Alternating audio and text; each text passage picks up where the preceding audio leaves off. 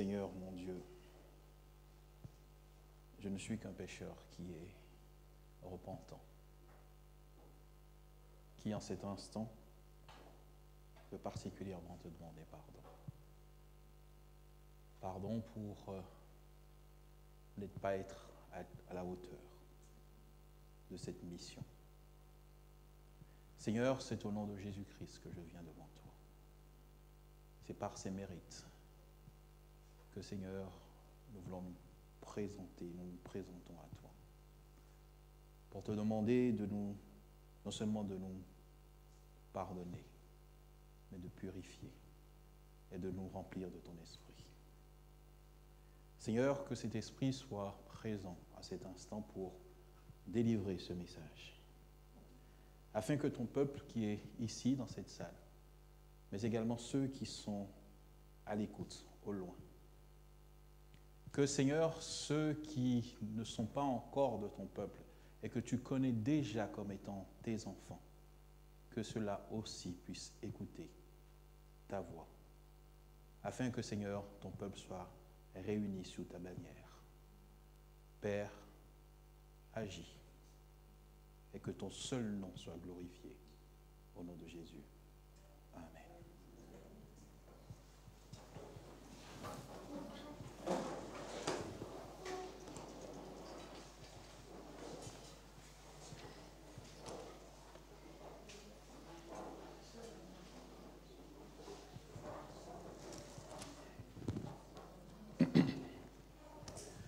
Je voudrais vous inviter à prendre avec moi dans le livre de l'Apocalypse, au chapitre 14. Nous lirons les 11 premiers versets. Apocalypse chapitre 14, versets 1er et suivant. Je regardais et voici l'agneau se tenait sur la montagne de Sion et avec lui 144 000 personnes qui avaient son nom et le nom de son Père écrit sur leur front. J'entendis du ciel une voix comme le bruit de grosses eaux, comme le bruit d'un grand tonnerre. Et la voix que j'entendis était comme celle de joueurs de harpe jouant de leur harpe.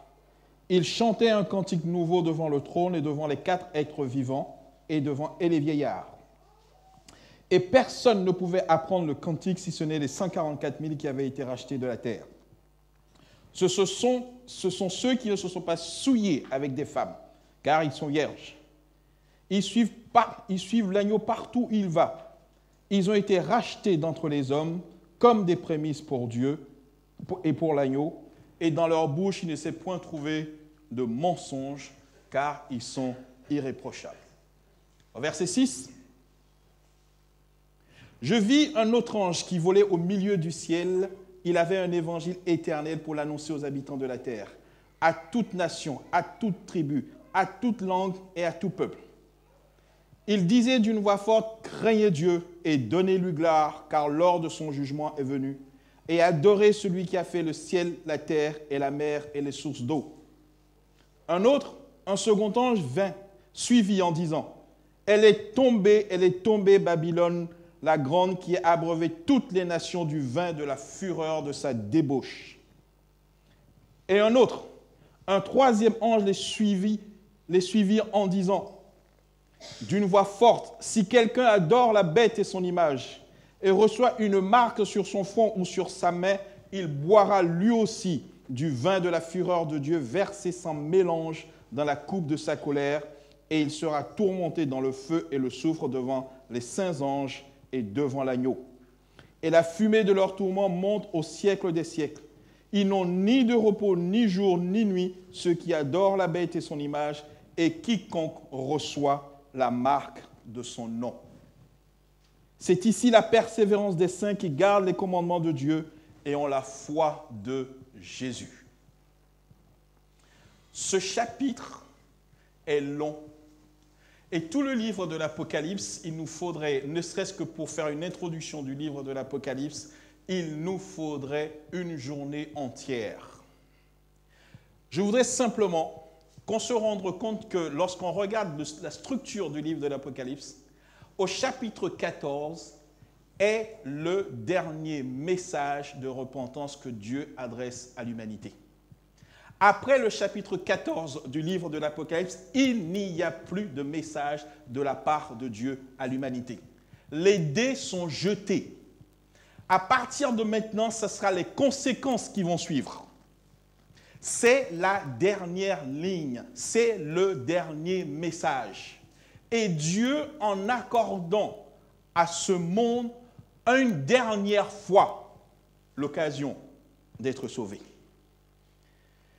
Et dans les premiers versets du chapitre 14, de 14 versets 1er jusqu'au verset 5, il va d'abord donner les caractéristiques des 144 000. Le nombre, nous sommes dans un chiffre symbolique, mais les caractéristiques. Et ensuite, à partir du verset 6 au verset 13, la mission des 144 000. D'abord les caractéristiques et ensuite la mission. Or, ces gens, il est dit quoi? Ce sont, verset 4, ce sont ceux qui ne se sont pas souillés avec des femmes car ils sont vierges. Nous ne pouvons pas prendre cela en littéral, ce n'est pas possible. Est-ce qu'on se suit? Ici, on est dans un langage prophétique. Le temps. Et ensuite, il est dit, ils suivent partout l'agneau, il y va. Car ils ont été rachetés d'entre les hommes comme des prémices pour Dieu. Et ensuite, dans leur bouche, il ne s'est pas trouvé, c'est la troisième caractéristique, il ne s'est pas trouvé de mensonge, car ils sont irréprochables. Une fois que les caractéristiques sont données, Dieu va maintenant donner la mission à cette catégorie d'individus. Le message des trois anges ne concerne pas tout le monde et n'a jamais concerné tout le monde. Jamais.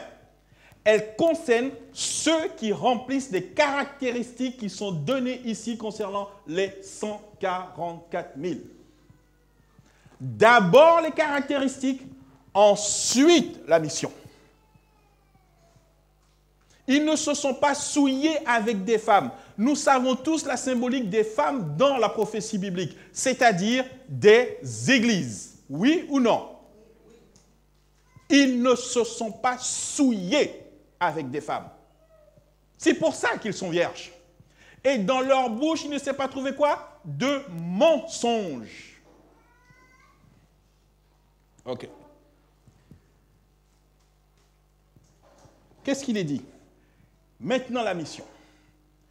Et le premier ange va nous dire, et je vis un ange qui volait par le milieu du ciel ayant un évangile éternel pour l'annoncer aux habitants de la terre, à toute nation, à toute tribu, à toute langue et à tout peuple.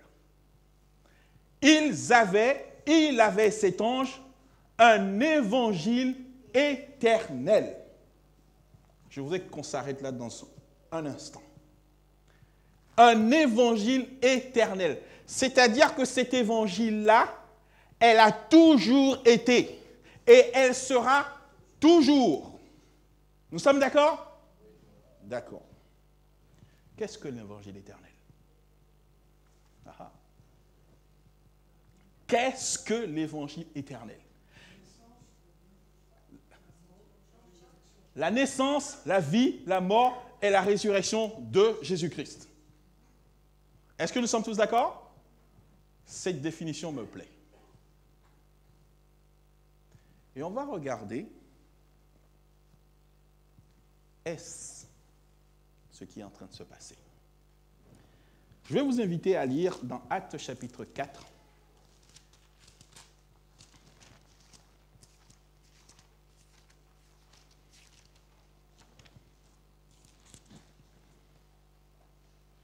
Verset 12.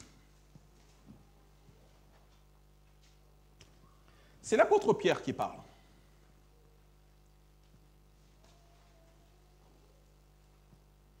Au verset 12, il est dit, « Il n'y a de salut en aucun autre nom, car il n'y a sous le ciel aucun autre nom qui nous ait été donné parmi les hommes par lequel nous devrions être sauvés. » c'est l'apôtre Pierre qui parle.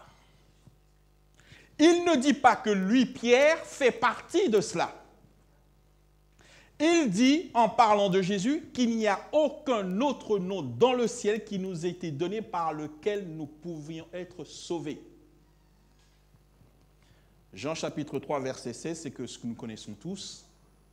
Car Dieu a tant aimé le monde qu'il a donné son Fils unique, afin que quiconque croit en lui ne périsse point, mais qu'il ait la vie éternelle.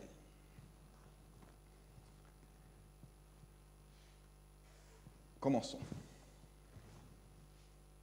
Ramener les chrétiens à la parole écrite, au modèle apostolique, c'est, vous le savez, l'unique ambition de la réforme. Il y a ici un faux jour. Par malheur, ce que la réforme a entrepris, la réforme ne l'a pas achevé. Laissé las, incertain, elle s'est arrêtée avant d'avoir retrouvé les traces dès longtemps perdues de l'Église de Jésus-Christ. Il reste donc quelque chose à compléter aujourd'hui. Il faut achever la réformation. Et c'est ce que... Et qu'est-ce que la réformation? Une invention humaine? Non. Un retour pur et simple au christianisme primitif, au modèle apostolique. La réformation du dogme a remonté jusqu'aux apôtres. La réformation de l'Église remontera jusqu'à eux. D'ouvrier en ouvrier, de réforme en réforme, sans cesse ramenés à l'Écriture, chaque phalange de bâtisseurs serrant de plus près la parole de Dieu, nous parviendrons un jour à fonder la vérité sur l'Église, seule base capable de porter la réforme. Ramener, comment? De porter la vérité, merci. Ramener les chrétiens à la parole écrite, au modèle apostolique, c'est ce que vous savez, l'unique ambition de la réforme. L'esprit qui les animait, c'était revenir à la parole de Dieu. Alors, il m'est venu à l'esprit qu'ensemble, nous essayons de nous plonger un peu à l'époque de Luther. Que se passait-il? Est-ce simplement une sorte de, je dirais, une mouche l'a piqué, et puis tout d'un coup, il y avait un certain nombre de choses, et puis bon, comment dirais-je, Luther, les réformateurs, ils se sont fâchés par caprice. C'est qu'aujourd'hui, j'ai le sentiment que si nous ne voyons pas ce qui se passe, c'est que nous avons oublié justement ce qui se passait à l'époque. À l'époque, et je vais rentrer, vous connaissez qu'il y avait, la plupart d'entre nous, ce qu'on appelle les indulgences. Nous avons tous entendu parler des indulgences. J'ai recherché la définition du mot indulgence. Indulgence, attitude à excuser, à pardonner les fautes, à ne pas sanctionner sévèrement. On dit par exemple faire appel à l'indulgence d'un jury. Il y a une autre définition, caractère de ce qui n'est pas sévère. On dit par exemple l'indulgence de la loi pour ce genre de délit. Et là, la troisième définition qui d'autant plus doit nous interpeller, rémission totale ou partielle devant Dieu de la peine temporelle due au pardon, au péché déjà pardonné.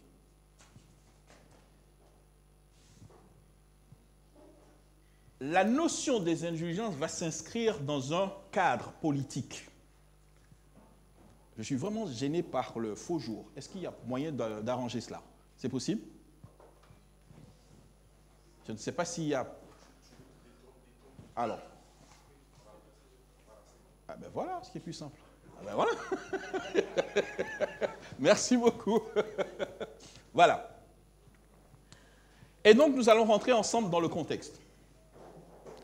Il s'inscrit, la vente des indulgences va s'inscrire dans une démarche politique de vente des indulgences, justement, organisé par le Saint-Siège pour achever la reconstruction de la basilique Saint-Pierre de Rome, qui avait été amorcée en 1450. En 1515, Léon X, donc le pape, relance les ventes des indulgences avec l'aide d'Albert Brandenburg et du célèbre banquier Jacob Fugger. Dans ce contexte, il y a un homme qui va apparaître, Texel, Johann Texel, mais va mettre un point d'honneur à écouler un maximum d'indulgences, n'hésitant pas à dépeindre avec grande éloquence les tourments du purgatoire et les souffrances des pécheurs. Texel répond en janvier 1518 aux 95 thèses de luthérienne, date canonique qui avait été publiée donc, le 31 octobre 1517, par plus de 100 antithèses. Luther met en face, placarde les 95 thèses, et cet homme va répondre à Luther par les antithèses. On se suit?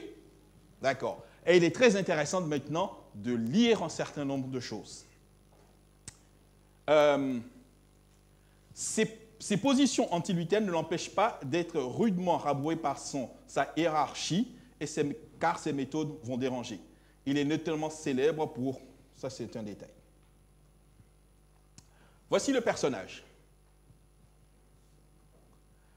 Johann Texel, né en 1465 et va mourir en 1519, pardon. C'est un prêtre dominicain allemand, surtout célèbre donc pour les trafics et la vente des indulgences destinées à financer la construction de la basilique de Saint-Pierre. Écoutez maintenant ce que cet homme va dire. Je vous demande, pour certains, j'ai déjà essayé, certaines personnes ont du mal à arriver jusqu'au bout. Si c'est le cas, prenez courage. D'accord? On va y aller.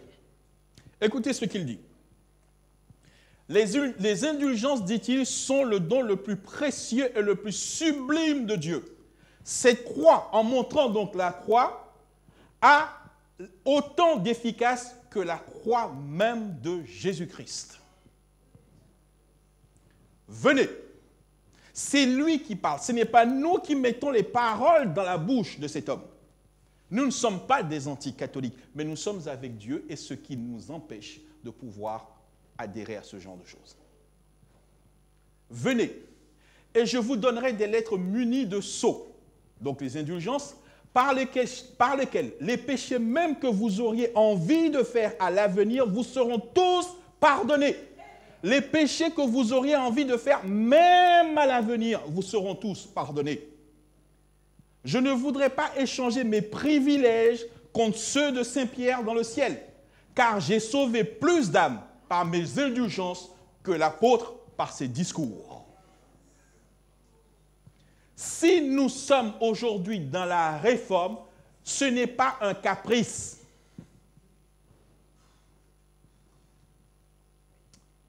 Il n'y a aucun péché si grand que l'indulgence ne puisse le remettre. Et même si quelqu'un, ce qui est impossible sans doute, avait fait violence à la Sainte Vierge Marie, Mère de Dieu, qui paye bien seulement, et cela lui sera pardonné. Ça, c'est l'antithèse 99, 100 et 101. Et il précise, la repentance n'est même pas nécessaire. On se calme. Écoutons. Il y a plus. Les indulgences ne sauvent pas simplement les vivants, elles sauvent aussi les morts. Prêtres, nobles, marchands, femmes, jeunes filles, jeunes hommes. Entendez vos parents et vos proches qui sont morts et qui vous crient au fond de l'abîme. Nous endurons un horrible martyre. Une petite aumône nous délivrerait. Vous pouvez la donner et vous ne le voulez pas. Écoutez ce qu'il dit toujours, c'est lui qui parle. Le Seigneur Dieu n'est plus Dieu. Il a remis tout pouvoir au pape. Ça fait partie de la prédication de ce qu'ils font au XVIe siècle. C'est écrit et enseigné. Continuons. Pour les péchés particuliers, ils avaient des tarifs spéciaux d'indulgence. L'autorisation de la polygamie, se payer 10 ducats, le meurtre, 8 ducats, 6 ducats, 8 ducats pour le meurtre, la magie, 2 ducats, etc. Et il y avait donc un tarif, il y avait une tarification pour le péché. Il y a un livre, certains d'entre nous ne le connaissent certainement pas, parce que si ce sont simplement des propos d'un individu, on pourra dire que cet individu est extrémiste. Vous me suivez? C'est que Rome, le siège, va imprimer un ouvrage sur la vente des indulgences. Ce n'est pas simplement une parole. C'est comme si aujourd'hui, notre conférence générale sortait un document. Ça a donc un caractère officiel et engage tous les adventistes du 7e jour. Donc le document donc, que nous allons lire n'est pas un document d'un catholique, mais de la curie romaine. Est-ce qu'on se suit? Ce n'est pas une œuvre d'une personne. Alors, on va tarifer le pardon. Première chose, l'absolution pour celui qui révèle la confession de quelque impénitent est taxée de 6 carlins. 7, pardon. L'absolution pour celui qui absout une jeune fille et qui abuse d'une jeune fille est taxée de 6 carlins. L'absolution pour un prêtre concubinaire est taxée à 7 carlins. L'absolution pour un laïc coupable du même fait est taxée à 8 carlins. L'absolution pour celui qui a tué son père, sa mère, son frère, sa sœur, sa femme ou quelque autre parent ou lié, laïc néanmoins, est taxée à 5 carlins. Comment? Qu'y a-t-il?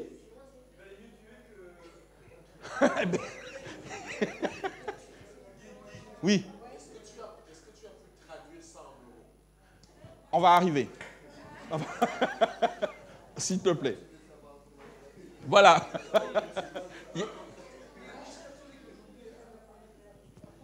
Arrivez, s'il vous plaît.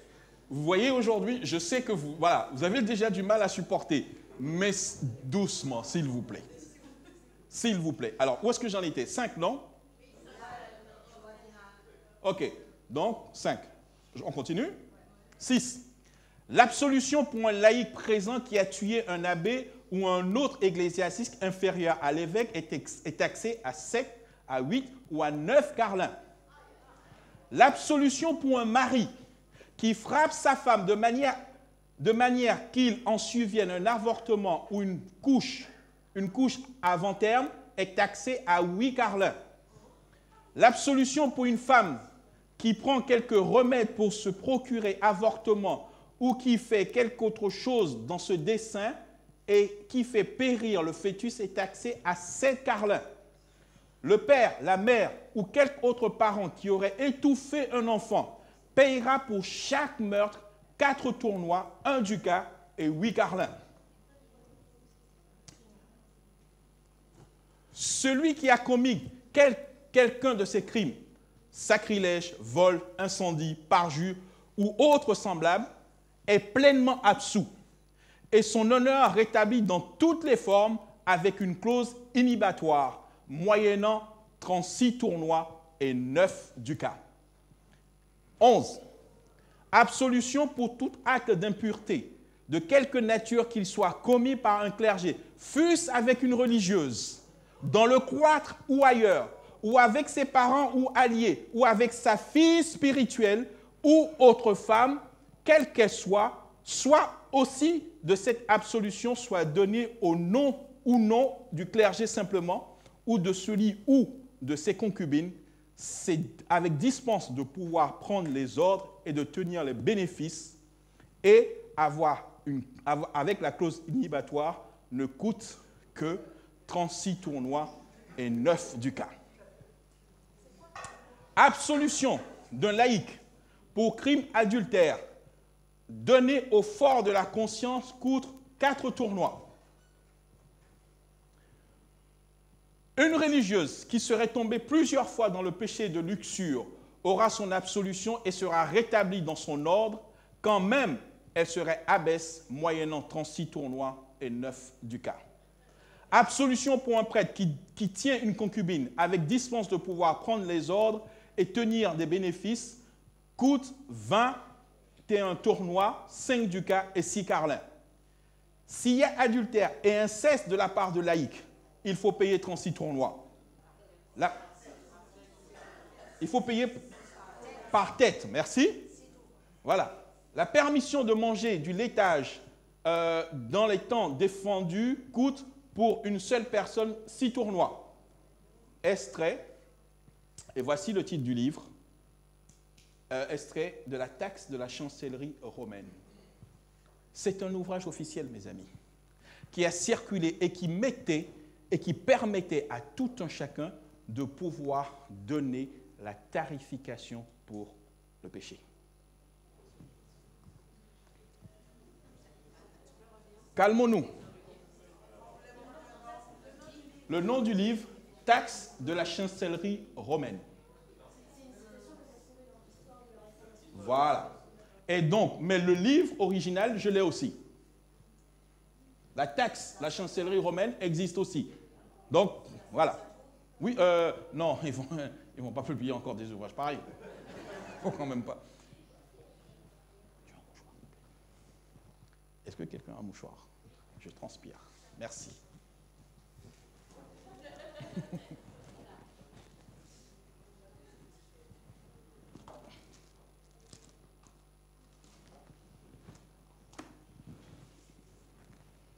Alors, et donc, il va se dérouler cette histoire. Un gentilhomme saxon qui avait entendu Texel à Liesby avait été indigné de ses mensonges. Il s'approcha du moine et lui demande s'il a le droit de pardonner les péchés qu'il a l'intention de commettre. Assurément, répond Texel, j'ai reçu pour cela plein pouvoir du pape. Eh bien, reprend le chevalier, je voudrais exercer sur l'un de mes amis une petite vengeance, sans porter atteinte à sa vie. Je vous donne 10 écus si vous voulez me remettre une lettre d'indulgence qui me justifie pleinement. Texel fit quelques difficultés. Ils tombèrent cependant d'accord de la chose moyennant 30 écus. Lui était prêt à payer 10 écus, d'accord, pour exercer une petite vengeance. Ouais, l'autre, ouais, quand même, machin, etc., etc. Bon, allez, je te le fais pour 30, c'est-à-dire 3 fois le montant. D'accord? OK. Bientôt après, le moine part de Leipzig. J'ai du mal à prononcer ce... Leipzig. Leipzig.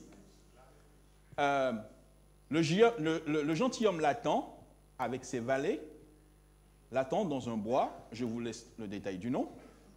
Ils font sur lui fait donner quelques coups de bâton et enlève la riche caisse des indulgences que l'inquisiteur emportait avec lui. Texel crie à la violence et va porter plainte devant les tribunaux. Si vous avez commis quelque chose de ce genre, normalement, vous allez fuir. Vous avez volé, donc vous allez fuir, vous allez vous cacher. Sauf que ce jeune homme-là, lui, il ne bouge pas, il est tranquille. Il est tranquille. Il est tranquille. Il ne fuit pas, il ne se cache pas. Vous avez tous compris. Mais le gentilhomme montre, et donc, j'ai mis, comment dirais-je, alors ce qui se passe, c'est qu'on va annoncer ça et le jeune homme va être convoqué au tribunal. Le duc qui est là est furieux qu'on puisse faire ça à un homme de Dieu. Mais le jeune homme, lui, il est tranquille. Il se présente au tribunal, il est tranquille. Et regardez, mais le gentilhomme montre la lettre que Texel a signée lui-même.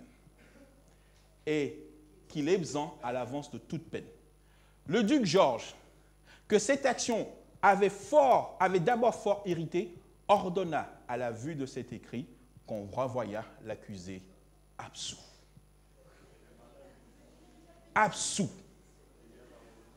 Les indulgences, mes amis, ne concernent pas simplement les péchés que vous avez commis, mais les péchés que vous allez commettre. Elles ne concernent pas simplement les vivants, mais elles concernent également les morts.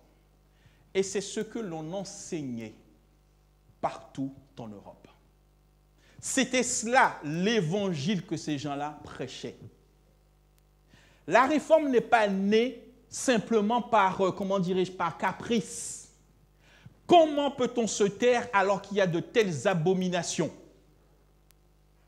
Alors, Martin Luther, c'était tous des catholiques. Ils sont tous catholiques. Ils n'ont jamais eu l'intention d'aller créer un mouvement de réforme ou de se faire appeler, protestants. Ils ont simplement dit, nous protestons. Ça, ce n'est pas normal. Ah, c'est vous, vous êtes devenus des protestants. Devant l'abomination, si l'on se tait, on est complice. On est complice. Aujourd'hui, est-ce que les indulgences sont terminées? Est-ce que le principe a été révoqué? Non, mes amis. Ce qu'ils ont fait par le passé, non seulement ils ne se sont pas repentis, mais ils perpétuent l'idée qui est derrière. Les indulgences ne sont pas nées au XVIe siècle. Elle a toujours fait partie de la curie romaine. Au XVIe siècle, ils ont remis ça à l'ordre du jour, mais elle a toujours existé. Et nous voici donc les protestants, au XVIe siècle, qui vont mettre en place les 5 solae. Sola scriptura, sola fides, sola gratia, solus Christus, soli Deo gloria. Les Écritures seules, la foi seule, la grâce seulement, par Christ seulement, pour la gloire de Dieu seulement. Qu'est-ce que cela signifie? Sola scriptura. L'Écriture seule. Cette affirmation selon laquelle la Bible est la seule autorité pour toutes les questions relatives à la foi et à la pratique.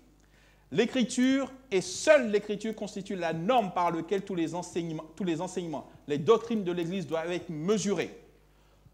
Ce point marque une première opposition envers l'Église catholique, qui déclarait que l'Église seule pouvait définir le sens exact et la bonne interprétation de la Bible.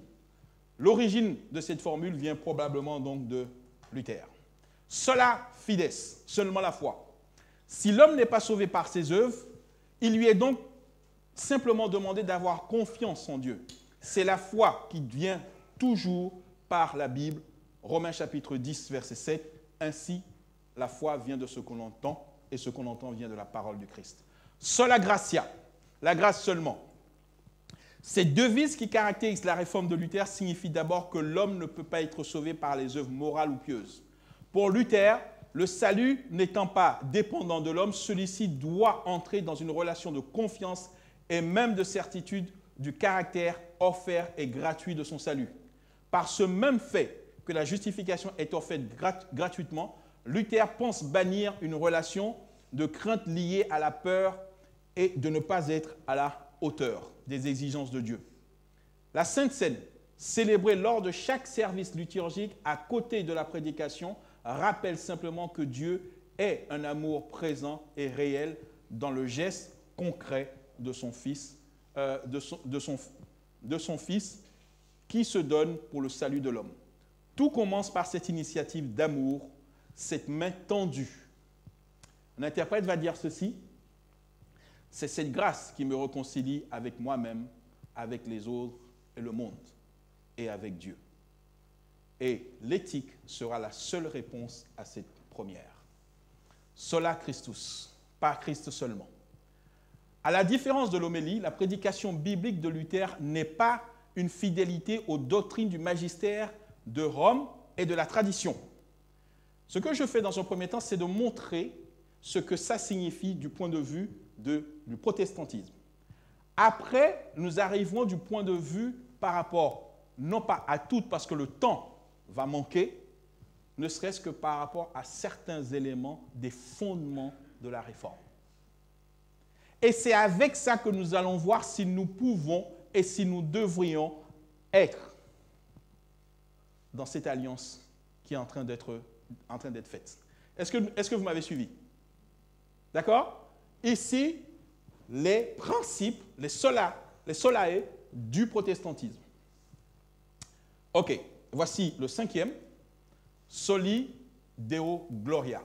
À Dieu seul la gloire signifie qu'aucun culte n'est rendu à un être humain, mort ou vivant, ni à un objet, ni à un symbole, même s'il est sacré, s'il se dit être sacré. Selon l'Église catholique, maintenant, sola scriptura, nous croyons que seule l'Écriture est la norme. Est-ce que nous nous suivons? Vous me suivez ou vous m'avez perdu? D'accord. Maintenant, il est intéressant de questionner Catéchisme de l'Église catholique, édition Paris 1998. C'est donc le document, l'enseignement officiel. C'est comme nos 27 croyances fondamentaux. Est-ce qu'on est d'accord? Fondamental. Hein? 28, merci. D'accord? Regardez ce qu'il est dit. Il en résulte que l'Église à laquelle est confiée la transmission et l'interprétation de la révélation ne tire pas de la seule écriture sainte sa certitude sur tous les points de la révélation. C'est pourquoi l'une et l'autre doivent être reçues et vénérées avec égal sentiment d'amour et de respect. C'est ce que les protestants aujourd'hui s'apprêtent à signer. L'écriture n'est plus, dans l'enseignement de l'Église catholique, l'écriture n'est pas la norme. Elle fait partie de la norme. Mais la tradition aussi doit être reçue au même niveau. Nous nous suivons?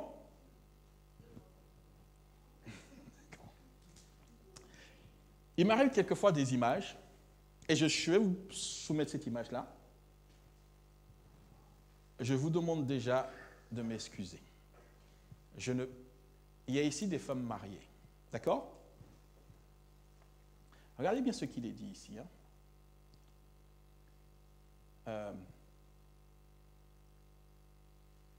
L'une et l'autre.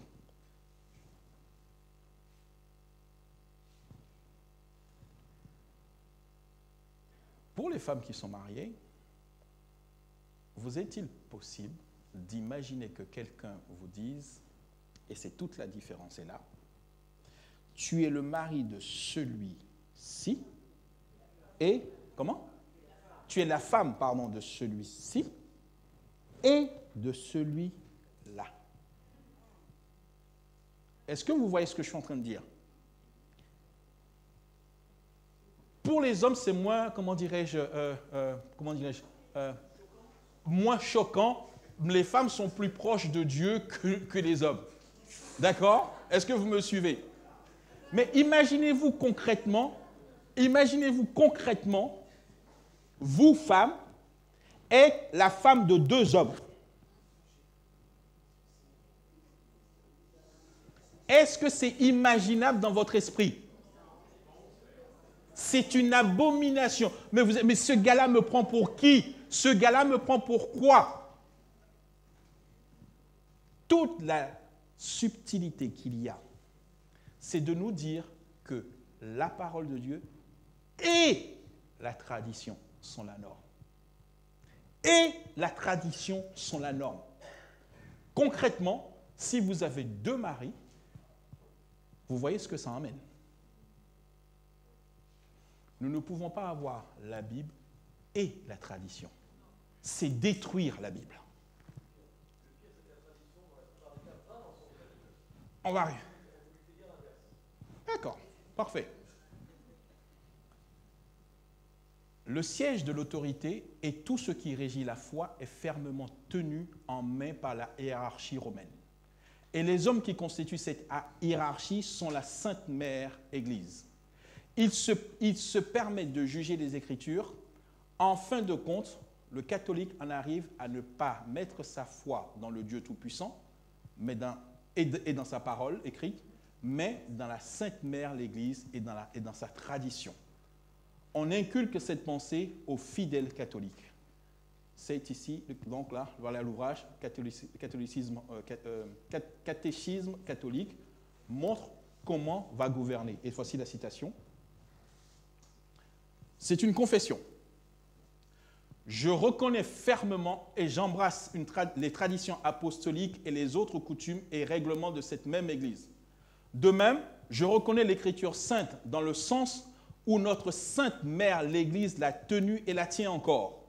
Et à elle appartient le jugement sur le véritable sens et l'explication des Saintes Écritures.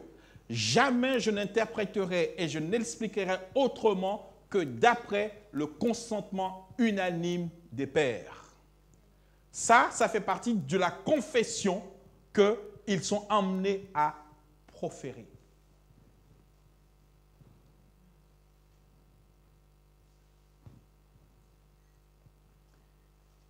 Le siège de l'autorité et tout ce qui régit la foi est fermement tenu en la main de la hiérarchie romaine, et les hommes qui constituent cette hiérarchie sont la Sainte Mère Église.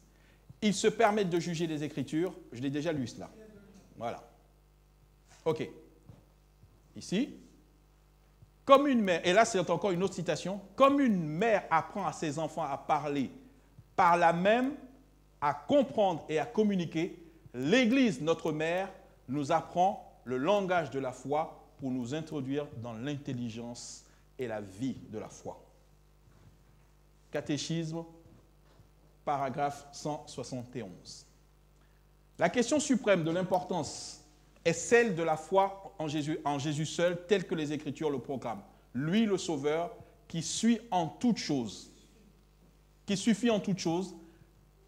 Mais cette même autorité exige que les âmes recouvrent à ses soins maternels plutôt que de regarder à Christ seul. Voici une déclaration officielle. Croire est un acte ecclésial. La foi de l'Église la foi de l'Église précède, engendre, porte et nourrit notre foi. L'Église est la mère de tous les croyants.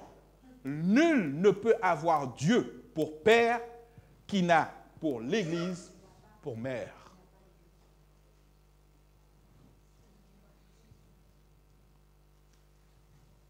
Mes amis, continue.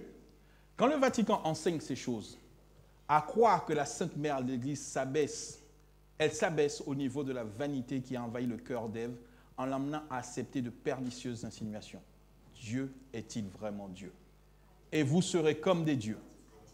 A-t-il vraiment dit? Voilà pourquoi l'Écriture dit que la colère de Dieu se révèle du ciel contre toute impiété et toute injustice des hommes qui retiennent injustement la vérité captive. En plaçant l'Écriture et la tradition sur un pied d'égalité, l'Église catholique, par ses préjugés, a retenu la vérité captive. L'élément même dans lequel et par lequel on peut connaître et goûter la vérité a été changé en ténèbres. Comme le dit le Seigneur lui-même, si donc la lumière qui est en toi est ténèbres, combien grandes seront tes ténèbres? Pour comprendre les traditions du Vatican, il faut comprendre la mentalité qui fait déclarer formellement que ces doctrines sont inspirées par le Saint-Esprit. Voilà ce qu'ils disent, et ils disent que ça, c'est le Saint-Esprit qui le leur dit. Suivant la doctrine divinement inspirée de nos pères et de la tradition de l'Église catholique, dont nous savons quelle est la tradition de l'Esprit Saint qui habite en elle.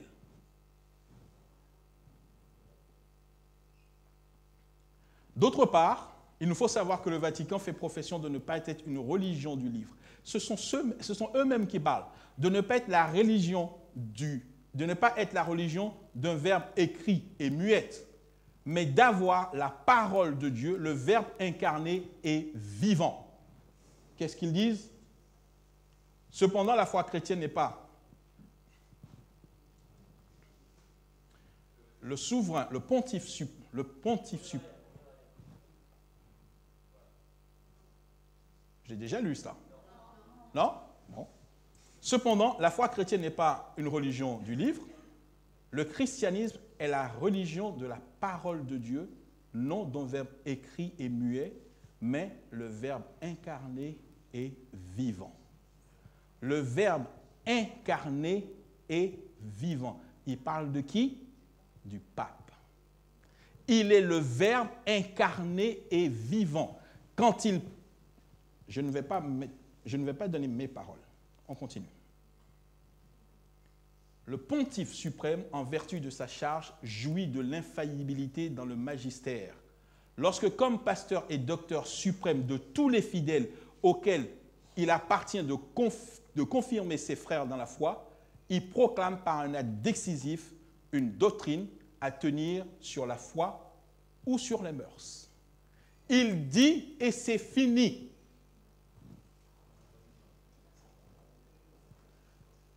Il faut accorder non pas un assentiment de foi, mais une soumission religieuse et intelligente de la volonté à une doctrine que le souverain pontife énonce.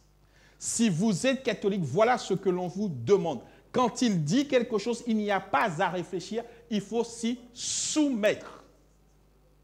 Droit du canon 752.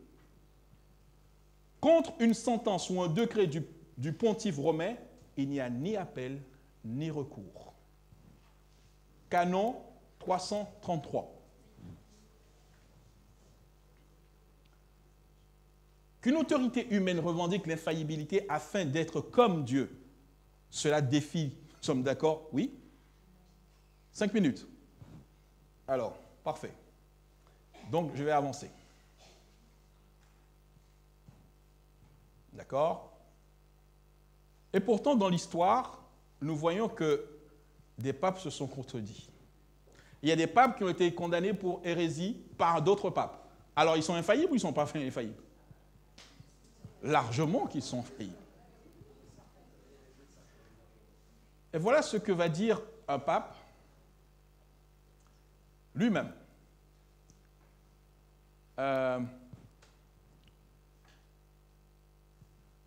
Toutefois, le pape Jean XXII ne voulait pas entendre parler de sa propre infaillibilité. Il voyait là une restriction abusive de ses droits de souverain, et dans une bulle, il va déclarer ceci, que la doctrine franciscaine de l'infaillibilité papale est comme une œuvre du diable. J'aimerais vous poser une question. Est-ce que lors de la Seconde Guerre mondiale, est-ce que tous les Allemands étaient d'accord avec Hitler? D'accord. Avant la Seconde Guerre, aux alentours des années 1933, etc., tous les Allemands n'étaient pas d'accord avec Hitler. Cependant, le régime qui va dominer l'Allemagne sera le Troisième Reich. Au moment où le Troisième Reich prend les rênes et va demander à ce que l'on enrôle tous les jeunes Allemands dans la Wehrmacht, c'est-à-dire l'armée allemande, peut-on encore rester et dire « je ne suis pas d'accord, mais je vais prendre la tenue de l'armée allemande ». Je vous pose une question. Est-ce que c'est possible? Mes amis, si vous vous taisez et que vous preniez néanmoins dire « je ne suis pas d'accord avec le Troisième Reich, je ne suis pas d'accord avec l'Allemagne, avec le Troisième Reich, avec Adolf Hitler », et que vous preniez néanmoins le casque et vous preniez les habits et les armes, ça ne change rien à ce que vous aviez pensé à l'intérieur de votre esprit. Oui ou non? Si je suis dans l'autre camp, qui je sais, moi, ne pas être d'accord ou ne être d'accord? Ils sont tous en face des ennemis. Oui ou non? Alors, voilà ce que je voudrais dire au travers de cet exemple. Si nous découvrons que cette religion n'a rien de divin, et nous avons pris simplement quelques exemples, mais ce n'est pas simplement la doctrine, mais le culte, la façon de faire du début jusqu'à la fin est totalement démoniaque. Démoniaque. Et la mission que Dieu accorde et demande aujourd'hui, c'est que Dieu a ses enfants dans ses églises. Car il dit, sortez de Babylone, quoi? Mon peuple. Mon peuple. Et c'est cette mission que Dieu a accordée à l'église adventiste du 7e jour. Il ne s'agit pas de dire que tous les catholiques sont mauvais, non. Mais la religion catholique est un culte démoniaque. Et Dieu demande à ce qu'il nous a choisis, nous, pour dire, allez dire à mes enfants ce qu'il en est.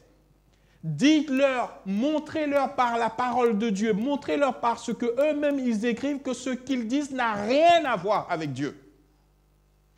C'est la prédication de la vérité qui va éclairer les hommes pour que les hommes prennent la décision de dire, moi je ne veux plus rien avoir avec ce genre de choses, je veux adorer Dieu et Dieu seul.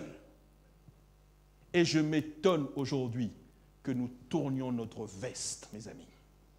Ce ne sont pas les catholiques les plus coupables. Ce ne sont pas les protestants les plus coupables. Les plus coupables aujourd'hui, c'est nous, frères et sœurs. Aujourd'hui, les plus coupables, c'est que nous avons une union, l'union franco-belge, qui nous mène dans cette voie démoniaque. Elle est là le problème, frères et sœurs. Ce serait trop facile de nous dire, oui, les autres. Mais pourquoi Dieu a créé cette Église? C'est pour accomplir cette mission. Et aujourd'hui, laissez-moi vous dire une chose.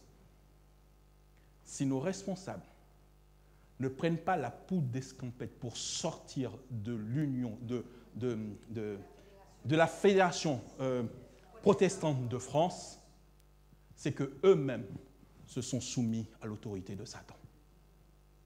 C'est ça la réalité. C'est qu'eux-mêmes se sont soumis à l'autorité de Lucifer. Parce que le président de la Fédération protestante de France a dit très clairement et à plusieurs reprises que l'objectif de cette association, c'est de s'associer et de faire un culte commun. De faire une évangélisation commune. Mes amis, vous êtes avec Christ ou vous êtes avec le diable? Est-ce que vous, à la lecture de ces quelques mots, vous pouvez vous asseoir pour dire « nous sommes d'accord avec ce genre de choses » ? Est-ce que nous sommes d'accord pour dire qu'aujourd'hui, quel est le nom de cet homme? Il se fait appeler le Saint-Père ou le Très Saint-Père. Le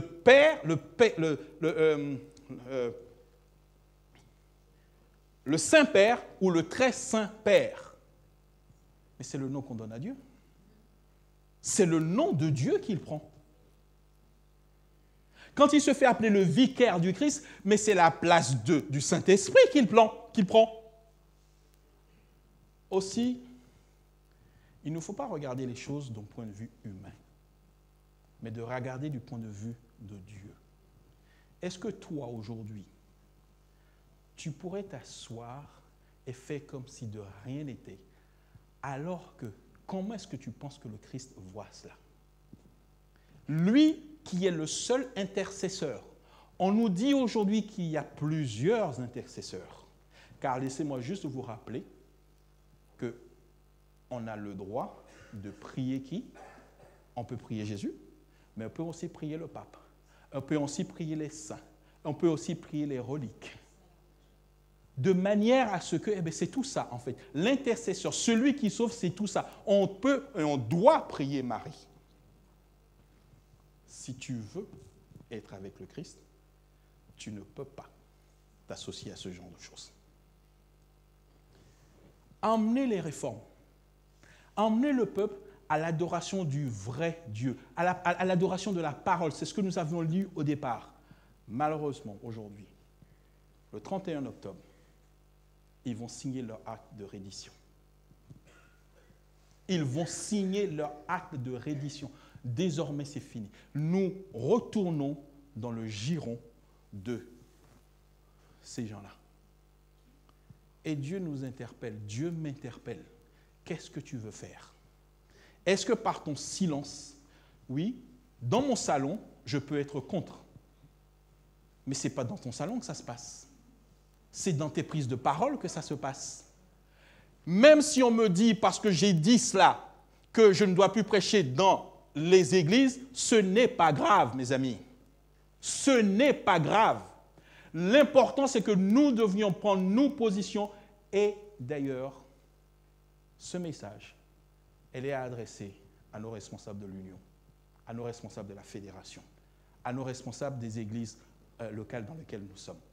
Sortez de là, sortez-vous de là. Sortez-vous de là. Parce que là, vous êtes sous l'autorité du prince des ténèbres. C'est pour le salut de votre propre âme que nous vous invitons à sortir de là.